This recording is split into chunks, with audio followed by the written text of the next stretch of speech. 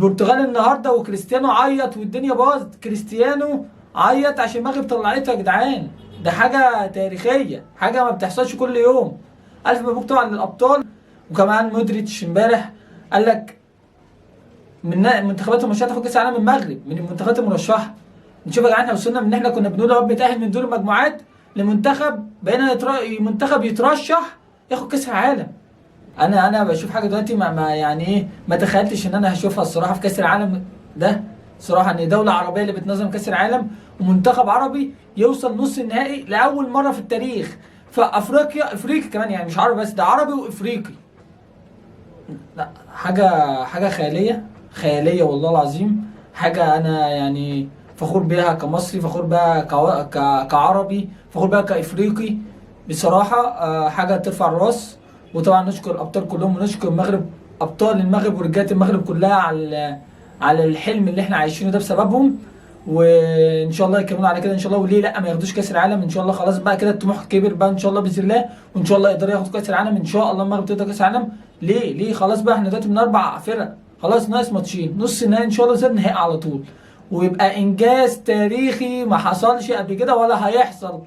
يعني اتمنى انه يحصل بعد كده، بس هيبقى اول بصمه. او مش عارف، انا حاسس شايفه ده حلم، حاجه ما بتحصلش كتير، ما بشوفهاش. يعني انا توقعت عمري مش هشوف منتخب عربي او افريقي يوصل نص النهائي. دي حاجه، لا حاجه عالميه، حاجه ما لا في اقوى ايه، في اقوى بطوله في العالم. يعني ما بيوصلش مثلا، مش عارف يعني بيطلع مين بقى، يعني بيطلع يعني قابل كرواتيا ما خسرش، كسب بلجيكا وطلعها، كندا كسبها، البرتغال طلعها، اسبانيا طلع العمالقه، الناس المرشحه. يعني بلجيكا واسبانيا والبرتغال من المنتخبات المرشحه تاخد كاس العالم.